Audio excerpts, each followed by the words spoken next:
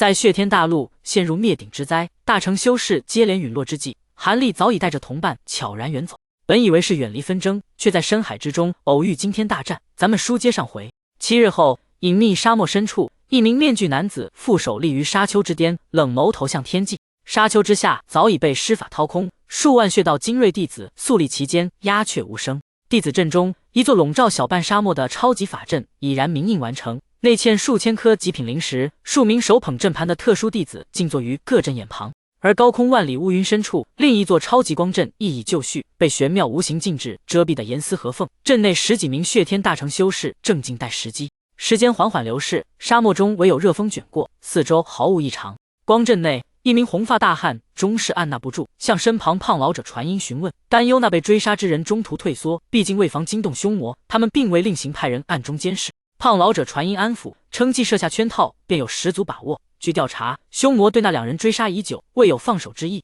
只要名为6翼者稍具心智，便能将凶魔引至此地。红发大汉闻言稍安，又好奇询问，此次除12名大成修士外，不仅布下天地2级大阵，还动用了血骨门阵宗之宝黄风图，这般阵仗足以炼化凶魔，为何仍需他们出手？胖老者沉吟着回应，虽不知主事者为何如此郑重，但凶魔能独立击杀3名大成，还敢肆无忌惮血祭大陆亿万生灵，确实值得这般对待。红发大汉又思索着追问凶魔来历，猜测其或是前因苦修的老者，或是跨界降临的强者。胖老者则道：无需深究，此等天怒人怨之辈，几大宗门绝不能容，否则难以在血天立足。红发大汉认同点头，随即叹息，提及赫连商盟的碧影、万古山的凌云夫人与洛天谷的何大先生亦受邀观礼，若这3人肯出手，凶魔必无生机。胖老者却面露诡异，称以3人身份绝不会联手，且有他们在此，也轮不到3人出手。红发大汉点头，陷入沉思。与此同时，离沙漠万里之遥的巨城金塔大厅内，4名气息迥异的大成老祖正并肩而立，凝视着中心一片白茫茫的光幕。光幕中不停变化着各种景象，赫然照映着沙漠的每一处角落。4名大成中的一名绿袍老者，赫然正是碧影。其他3人则是一名身穿儒袍的中年男子，一名身披五彩斑斓霞衣的中年妇人，以及一名相貌堂堂、身披血色长袍的樱木大汉。4人全都默默地看着光幕中的景象，神色平静异常，丝毫没有交谈的意思。半日后，沙漠边缘处破空声一响，一道金光一晃浮现而出，并以近似瞬移的恐怖速度，一个闪动后就一头冲入沙漠之中。几乎紧跟而来，一团七色彩云也在天边一闪而现，并从中传出冷冰冰的男子声音：你这次真的激怒我了，我对这种猫捉老鼠的把戏也开始厌倦了，就在今日结束这场游戏吧。话音刚落，七色云团中轰鸣声一响，竟化为一道七色电弧的紧追而入。二者一逃一追下，一盏茶功夫就横穿沙漠近半区域，来到了中心处。前面金光一脸，在寒光中浮现出一头通体雪白的8翼蜈蚣和一名身穿银色宫装的貌美女子。巨大蜈蚣就地一滚后，就化为了一名面印金银鳞纹的白袍青年。青年脸色苍白异常，方一现身的瞬间，就立刻回首向后方一望而去。只见后面虚空中一声霹雳，一道雷霆应声而现，向二人停下处击射而来。6翼瞳孔一缩，下意识的身子一退，背后寒光一闪，8只近似透明的翅翼再次一闪而现，就要再次化为巨大蜈蚣的继续逃遁。就在这时，天地间忽然轰隆隆一响，大地一颤，一股无形吸力从地下深处一卷而出。七色雷霆一颤之下，就被这股力量出其不意地定在了半空中，并现出了一名身穿黑袍的病弱青年，正是那位将士真仙马良。下方沙漠中密密麻麻的5颜6色光柱从沙砾中洞穿而出，直冲九霄云外。大地晃动中，一座一眼无法望到尽头的超级法阵从地下徐徐冒出，里面嗤声一响，密密麻麻的血道弟子显现而出，并一下结成一个玄妙阵势，开始借助超级法阵之力，念念有词地催动起手中法器。天空中则蓦然一亮，一层仿佛轻纱般无形禁制一闪而灭后，一座笼罩整个天空的巨大光阵顿时显现而出，方向下方徐徐一压，一股惊人波动当即充斥整个虚空之间。黑袍青年身处2座庞然法阵的中间处，远远看去犹如蝼蚁一般的存在。这时空中光阵人影一晃，12名血道大成却从中一涌而出，在一个模糊后，一下出现在了黑袍青年四周处，全远远相隔，冷冷的打量其不停。被定在半空中的黑袍青年面对这此惊人景象，丝毫惊惶没有，反而面色阴沉异常的扫了四周一眼，体表霞光一卷，一声刺耳的撕裂传来，身躯就立刻恢复了正常。你们胆子不小，竟敢设套埋伏我，一下出动了如此多人手，看来是想让我陨落在此了。黑袍青年面对天地二阵和如此多的大成，却冷笑一声的说道：哼，阁下敢在本大陆血祭上一生灵，有今天这一日，应该也有几分预料吧？一名被团团血气笼罩的大臣哼了一声的说道：“我的确是有几分预料，却没想到你们竟会和他们两个勾结一起。也好，这场追杀游戏原本就已经玩腻了，回头灭了你们后，我再亲自了理掉他们两个。”黑袍青年看了看已经悄然朝远处退去的6亿两人一眼，淡淡的说道：“好大的口气，看来他是不见棺材不落泪了，何必和这凶魔废话？动手吧！”另外一名赤足造衣的老者却两眼一翻的低喝一声。话音刚落，此老袖子一抖，身上清鸣声一响，当即10几口血色飞剑从身上一飞而出。其他大臣见此，也各一掐诀法诀，各种宝物狂涌而出。与此同时，天空地面两座大阵嗡嗡声一响，无数符文浮现出下，并徐徐转动而起。天空中光霞阵阵，一凝后，赫然形成了一面遮天蔽日的巨大光镜。此镜表面银茫茫一片，但一声轰鸣后，就有无数银丝暴雨般激射而下。地面上法阵中，则团团白光一飘而出，将密密麻麻人影瞬间淹没进了其中。蓦然一凝，幻化成一个巨大之极的风字。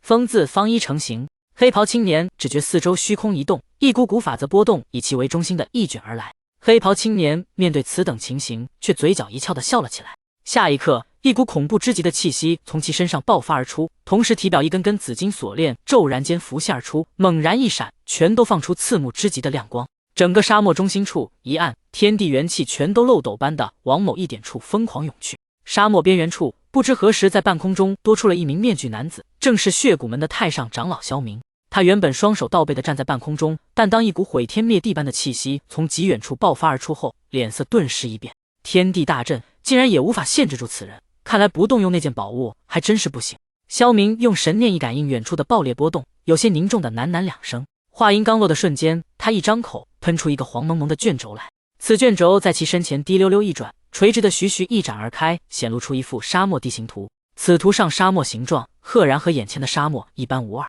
萧明只是默不作声的用手指一点眼前地图，顿时眼前之物一颤，原本看似死物一般的画中沙漠顿时一下活过来般的蠕动起来。而与此相呼应，整片沙漠在一股诡异力量作用下，表面沙粒也开始以某种规律的疯狂滚动而起。风起！萧明手中法诀一变，冲着眼前图画再次一点的低喝一声，顿时图中沙漠边缘处一阵扭曲模糊后，浮现出一缕缕的淡淡黄雾，并开始徐徐飘动而起的样子。同一时间，萧明前方波动一起，一团团黄蒙蒙雾气凭空浮现而出，并转瞬间的化为一道道冲天飓风，越来越多，并紧挨排一列，一堵一眼无法望到顶部的黄蒙蒙风墙当即幻化而成。而同样的一幕在整片沙漠边缘处同时涌现而出。去！萧明袖子一抖，毫不犹豫的一催法诀，顿时所有风墙呼啸声大起，从四面八方的朝沙漠中心处一卷而去，带起一团团沙雾，并且越刮越大。从高空中往下方俯视，黄色狂风所化风墙已经化为了一层滚滚黄幕，将整个沙漠全都笼罩在了其中。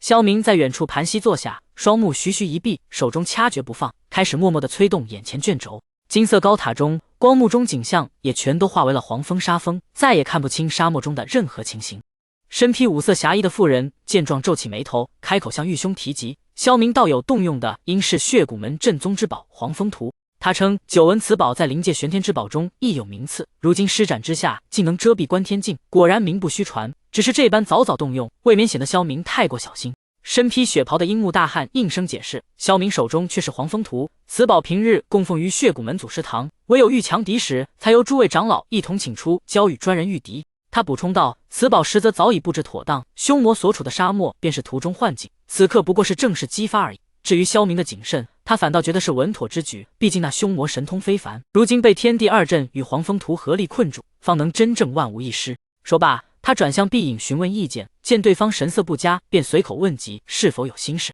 彼时碧影正双目紧锁前方光幕，脸色难看至极，闻言才收回目光，勉强笑了笑，称自己方才瞥见凶魔真容时，莫名生出心惊肉跳之感。樱木老者听闻此言，面色一变，连忙凝重地询问何道友与凌云夫人是否有同感。凌云夫人与如袍男子皆表示并无此感应，如袍男子还顺带瞥了碧影一眼，笑着质疑其感应或许有误。出乎三人意料，碧影脸上肌肉微微抽搐，竟当场提出要告辞离去。他称无论感应对错，都不愿再在此停留，叮嘱玉兄战后将结果告知盟中便可，随即就要启程返回。这话让其余三人皆是一怔。樱木老者当即哈哈大笑，直言碧影此举未免杞人忧天，称四人在此坐镇，纵使有危险也能应对，劝说他待战事结束后再做打算。可话音未落，前方光幕突然骤然亮起，无数刺目金芒穿透枫木射出，瞬间将整片光幕染成金黄。众人顿时一惊，樱木老者更是率先反应过来，失声惊呼：贯天镜即将爆开！光幕一颤，顿时化为一团金光的针爆裂开来，一股震波当即向四面八方一卷而散。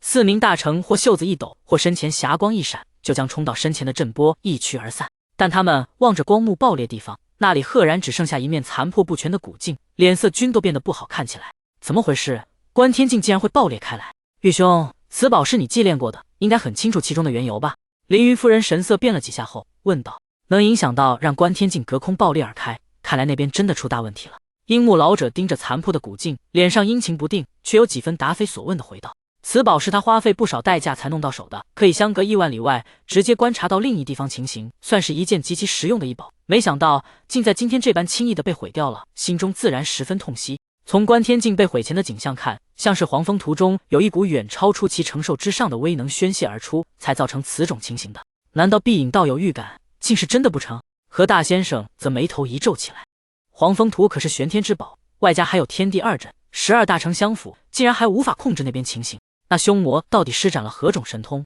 竟能做到此种程度？凌云夫人也喃喃了几声，碧影则脸色阴厉，站在原处十分的沉默。没事，我先发消息过去，问问萧明道友那边到底出了什么事情。樱木老者终于想起了应对的办法，神色微松地说道。话音刚落，他单手一翻转，手中顿时多出一块洁白如玉的阵盘，一根手指飞快在上面点指了几，一片淡银色文字一闪而现，又一模糊的消失不见。然后樱木老者就双目紧盯阵盘不放，足足一盏茶功夫后，阵盘上仍丝毫反应都没有后，老者脸色也渐渐阴沉了下来。他将手中之物一收而起后，缓缓冲其他人说道：看来真出事了，连在边缘处的萧明道友似乎都无法联系上了。既然这样，我们这边不得不做些准备了。其他道友若是落在那凶魔手中，他很可能会直接找到这边来。毕竟碧影道友先前可是有过一丝预兆过了，看现在情形10有8九是应验在此魔身上了。何大先生长吐一口气，凝重说道：碧影道友，到了此时，你还打算先走一步？樱木老者点点头，又转手冲碧影问道：